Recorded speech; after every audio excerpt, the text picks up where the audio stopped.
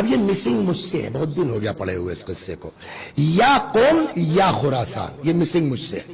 ان دونوں شہروں میں سے کسی شہر سے ایک بندہ خدا مدینے کے لیے چلا امام جعفر صادق علیہ السلام کی زیارت کی غرض سے. پیدل راستہ، سنگلاخ وادیاں، پتھریلا میدان، چلتے چلتے چپل ٹوٹ گئی. اب جو چپل ٹوٹ گئی تو وہاں جگہ جگہ تو آپ کو موچی نہیں مل جائیں گے. وہ بیچارہ ننگے پیر چل چکا. ننگے پیر چلنے کا نتیجہ یہ ہوا کہ جگہ جگہ پیروں میں آبلے آ گئے، چھالے پڑ گئے. بہرحال امام تک پہنچ گیا، حضرت کی بارگاہ میں بیٹھ گیا، باتیں کر رہا ہے، مگر ان چھالوں میں ٹیسیں اٹھ رہی ہیں. تو وہ دھیرے دھیرے، آپ میرے ہاتھ کی طرف دیکھ رہے ہیں نا، وہ اپنا سائیڈ میں چھالوں کے ارد گرد ہاتھ بھی پھیر رہا ہے، کھجلی ہو رہی ہے، کچھ بھی ہو رہا ہے، اور امام سے بات کر رہا ہے. امام کی نظر پڑ گئی. خدا غریق رحمت کرے ہمارے مولانا تقی الحیدری صاحب قبلہ اعلی اللہ مقامہ کو، وہ ایک جملہ کہا کرتے تھے اسے مقام مواقع پر کہ راوی روایت بیان کر سکتا ہے، لہجہ نہیں بیان کر سکتا. ہر آدمی اپنے ذوق سے لہجے کا تصور کر سکتا ہے کہ اس وقت امام نے کتنے پیارے لہجے میں، محبت بھرے لہجے میں پوچھا ہوگا. وہ امام سے باتیں کر رہا ہے اور آہستہ آہستہ اس پر ہاتھ پھیرتا جا رہا. کب تک امام کی نظر پڑ گئی. حضرت نے فرمایا کیا ہوا؟ قم سے یہاں تک آنے میں بڑی زحمت ہوئی. وہ تھا چاہنے والا اور عاشق. کہنے لگا مولا آپ کی محبت میں اس اذیت کی کوئی اوقات نہیں ہے. ہو گئی بات. جیسے ہی اس نے کہا کہ آپ کی محبت میں اس اذیت کی کوئی حیثیت نہیں ہے، امام نے پلٹ کے فرمایا حل الدین الا الحب، ہمیں دین محبت کے علاوہ کسی چیز کا نام ہے؟ صلوات بر محمد. یہ ہو گیا چھٹے امام. کیا دین محبت کے علاوہ کسی چیز کا نام ہے؟ پانچویں امام کی سیم حدیث ہے، اس میں دونوں لفظ آ گیا، حل الدین الا الحب والبغض. کیا دین محبت اور نفرت کے علاوہ کسی چیز کا نام ہے؟ اب بتائیے محبت کیا ہے اور نفرت کیا ہے ان دونوں حدیثوں کے ذیل میں اور ان دونوں آیتوں کے ذیل میں. محبت دین ہے، محبت ایمان ہے نا. نفرت کفر ہے، الٹا بھی ہے، یہی محبت کفر ہے، نفرت ایمان ہے. تو جب طے ہوا کہ نہ محبت اچھی ہے نہ محبت بری ہے، کہیں محبت ایمان ہے نفرت کفر ہے، کہیں نفرت ایمان ہے محبت کفر ہے. دل اللہ نے ایسا بنایا بغیر محبت و نفرت کے دھڑک نہیں سکتا. تو کم از کم اتنی تو عقل ہم کو استعمال کرنی چاہیے کہ محبت کیے بغیر تو رہ نہیں سکتے، نفرت کیے بغیر تو رہ نہیں سکتے، لیکن کم از کم یہ تو طے کر لے کہ کس کی محبت ایمان ہے، کس کی محبت کفر ہے، تاکہ ان سے محبت کریں اور ان سے نفرت کریں. صلوات بر محمد. ہو گئی نا بات. اب جب ہم یہاں تک آ گئے تو اب ہم کو 10 منٹ کا وقت دیجئے، چلتے تلاش کرنے کون سی. دیکھیے نفرت کوئی ایسی چیز واقع نہیں ہے کہ جس پر بحث کی جائے.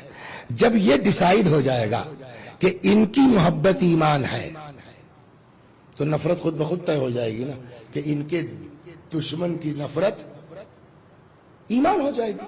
تو ہم نفرت پر بحث نہیں کرتے، ہم محبت پر بحث کریں گے. کون سی محبت عین دین ہے، کون سی محبت عین اسلام ہے. جب وہ طے ہو جائے گی تو اپوزٹ خود بخود طے ہو جائے گا. اب اس کو یہی چھوڑ دیجیے. اب میں آپ کو ایک اور آیت پڑھتا ہوں، پھر ایک 10 منٹ کے بعد جب دونوں ملائی جائیں گی تب حل ہوگا مسئلہ. صلوات بر محمد. گھبرائیے مت، بس 20 منٹ، شاید زیادہ 25 منٹ تک کی بات ہے. 10 منٹ یہ لیتا ہوں، بقیہ مسائل پر انشاءاللہ. اب قرآن میں ایک آیت ہے، عجیب چیز ہے، نیکی، جس کو عربی میں کیا کہتے ہیں نیکی کو؟ حسنہ. حسنہ مانے نیکی. نیکی کا ثواب کیا ہے؟ اگر کوئی آدمی کوئی نیکی کرتا ہے اس کا ثواب کیا ہے؟ جواب، قرآن میں ایک بات نہیں کہی گئی ہے کہ نیکی کا ثواب کیا ہے. کہیں ارشاد ہوتا ہے من جاء بالحسنۃ فلہ عشر امثالھا، جو ایک نیکی لے کے آئے گا اس کو ہم 10 گنا ثواب دیں گے. اسی کا اپوزٹ ہے برائی. برائی کو کیا کہتے ہیں عربی میں؟ سیئہ. اس کے لیے بھی آیت ہے ومن جاء، یہ اسی کا کنٹینویشن میں، ومن جاء بالسیئۃ فلا یجزى الا مثلها، اور جو برائی لے کے آئے گا اس کو جتنی برائی ہے اس سے زیادہ جو ہے وہ اس کو سزا نہیں دی جائے گی. وہم لا یظلمون، اور کسی پر قیامت میں ظلم نہیں کیا جائے گا. نیکی کرو گے تو وہ 10 گنا دے دیں گے، لیکن برائی کرو گے تو ایک کا بدلہ ایک. ہو گئی نا بات؟ ایک تو یہ ہوا. دوسری جگہ قرآن میں ارشاد ہوتا ہے کہ نیکی کی مثال اس دانے کی ہے کہ جس دانے میں 7 بالیاں نکلے اور ہر بالی میں 100 دانہ ہو، تو ایک کا کتنا ہوا؟ 700. ہر بالی میں 7 دانے ہو، ہر دانے میں 7 بالی، ہر بالی میں 100 دانے، تو ایک کا کتنا ہوا؟ 700. پھر قرآن آگے کہتا واللہ یضاعف من یشاء، اور اللہ تو جس کو چاہے گا اس کا بھی ڈبل کر دے گا. تو کتنا ہو گیا سر؟ 1400. تو نیکی 1 کا 10. اسی لیے ایک جملہ میں کہتا ہوں کہ چاہے آج چاہے 100 سال کے بعد دنیا ترقی اتنا کرے گی کہ ایک دانے سے 1400 دانے پیدا ہوں گے، جیسے ہائیبریڈ اب شروع ہوئے ہیں. صلوات در محمد. بلا وجہ قرآن مثال نہیں دیتا، یہ ہوگا. تو کہیں 1 کا 1 نیکی میں جیسا کرو گے ویسا بھرو گے. کہیں ہے 1 کا 10، ٹھیک. کہیں ہے 1 کا 700، کہیں ہے 1 کا 1400. ایک جگہ قرآن نے اسی نیکی کے لیے ثواب ڈیسائیڈ نہیں کیا ہے. واقعی قرآن پڑھنے کی چیز ڈیسائیڈ نہیں کیا. پھر کیا ملے گا؟ جیسا کرو گے اس سے بڑھیا دیں گے. کتنا دیں گے یہ قرآن نے نہیں کہا. صلوات در محمد. کہا ارشاد ہوتا سیم اسی طرح کی آیت ہے من جاء بالسیئۃ فلہ عشر امثالہا، تھا نا 10 گنا دیں گے. سیم آیت ہے، ذرا سا لفظ چینج ہے. من جاء بالحسنۃ فلہ خیر منہا، ایک وہم من فزع یومئذ آمنون. 2 چیزیں دی جائیں گی. جو ہماری بارگاہ میں نیکی لے کے آئے گا اس کو اس کی نیکی سے اچھا دیں گے. یہ نہیں کہا قرآن نے کتنا دیں گے. 1 2 اور ایسا آدمی جو نیکی لے کے آئے گا وہ قیامت کی دہشت سے بچا رہے گا. تو اب کیا کہا قرآن؟ کہیں نیکی کے لیے کہا گیا 1 کا 1، 1 کا 10، 1 کا 700، 1 کا 1400، اور کہیں اس انداز کی بات طے ہی نہیں ہے. جیسا لاؤ اس سے بڑھیا دیں گے، اور دوسری چیز قیامت کی دہشت سے بچے رہو گے. یہ کون سی نیکی ہے؟ ایک بات. دوسری بات، نماز نیکی ہے کہ نہیں ہے؟ روزہ، حج، ماں باپ کی خدمت، یہ جو مجلس کر رہے ہیں آپ باپ کے ایصال ثواب کی نیکی ہے. اور ایسی نیکی ہے کہ نہیں کرے گا آدمی تو روایت کہتی ہے مرنے کے بعد آنکھ ہو جاتا ہے. اس کو رک کے بات کہتا چلوں کہ کوئی ضروری نہیں ہے کہ اگر باپ آنکھ کر کے مر گیا تو بیٹا زندگی بھر آنکھ رہے گا. روایات ہے باپ کے مرنے کے بعد اس نے اتنا ثواب کیا باپ کے لیے، اتنا ایصال کیا، اتنا کہ باپ کی روح خوش ہو گئی. روایت کہتی ہے کہ اس کا آنکھ ختم ہو جائے گا. باپ خوش اس دنیا سے گیا. 140 کے بعد اپنے کام میں لگ گئے، پلٹ کے نہیں دیکھا ابا کس حال میں ہے، اماں کس حال میں ہے قبرستان میں. روایت کہتی ہے مرنے کے بعد بھی اولاد آنکھ ہو سکتی ہے. تو اس کا مطلب یہ جو مجلس کر رہے ہیں یہ کیا ہے؟ نیکی ہے نا. نماز نیکی، روزہ نیکی، حج نیکی. اللہ کا شکر ہے ابھی زمین تقسیم نہیں ہوئی ہے تو زکوٰۃ بھی واجب ہے. زکوٰۃ نیکی، ٹھیک. وسیع حسن صاحب کے اوپر یہ مثال تھی، مر گئے. قرآن نے کیا کہا؟ 2 کام. نیکی لے کے آؤ گے اس سے بڑھیا دیں گے، اور قیامت کی دہشت سے بچے رہو گے. تو ایک تو یہیں سے بات سمجھ میں نہیں آتی کہ صاحب وہاں تو آپ نے کہا 700 دیں گے، وہاں آپ نے کہا 1 نیکی لاؤ گے 10 دیں گے. تو ایک تو یہیں سے دماغ الجھ گیا کہ کوئی اسپیشل نیکی ہے. جس کے لیے ڈیسائیڈ نہیں ہے. اور پھر ایک دوسرا فقرہ الگ کہہ دیا وَهُمْ مِنْ فَزْعِ يَوْمَئِذٍ آمِنُونَ, اور ایسے نیکی والے قیامت کی دہشت سے بولیے بچے رہیں گے. وسیع حسن صاحب مر گئے, الٹی سیدھی صحیح نماز ہے, روزہ ہے, حج ہے, الحمدللہ کربلا بھی ہوئی ہے, زکوٰۃ بھی ہے. قرآن کیا کہہ رہا ہے؟ نیکی لے کے آؤ گے قیامت کی دہشت سے بچے رہو گے. اب وسیع حسن صاحب کو قیامت کی دہشت سے بچنا چاہیے کہ نہیں بچنا چاہیے؟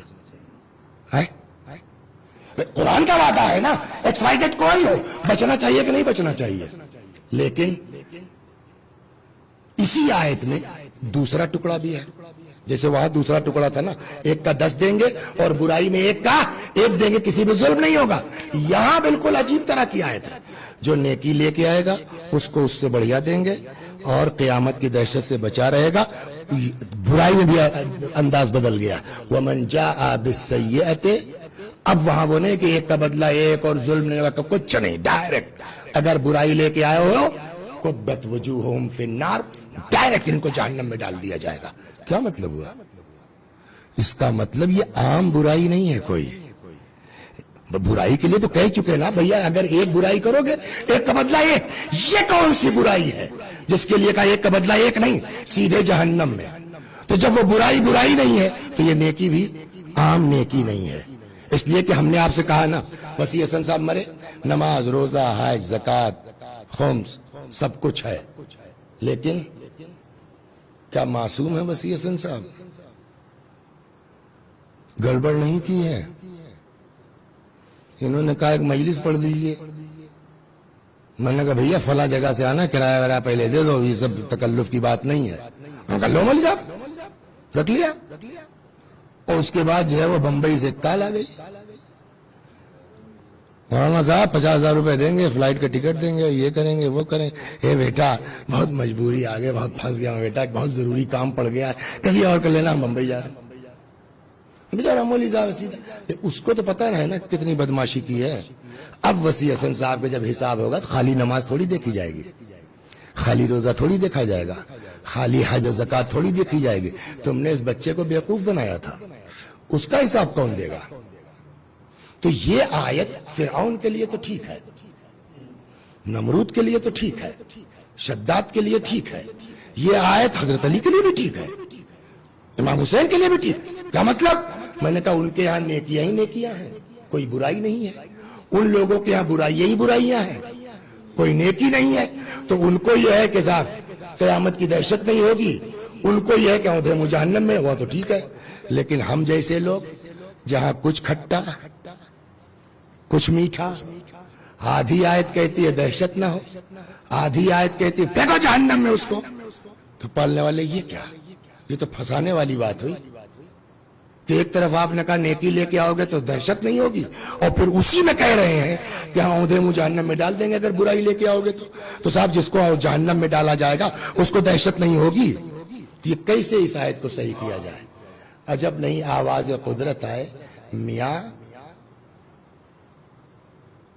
لکھنؤ کا چیئرمین مت بنو, قرآن سمجھنے کی کوشش کرو. صلوات بر محمد وآل.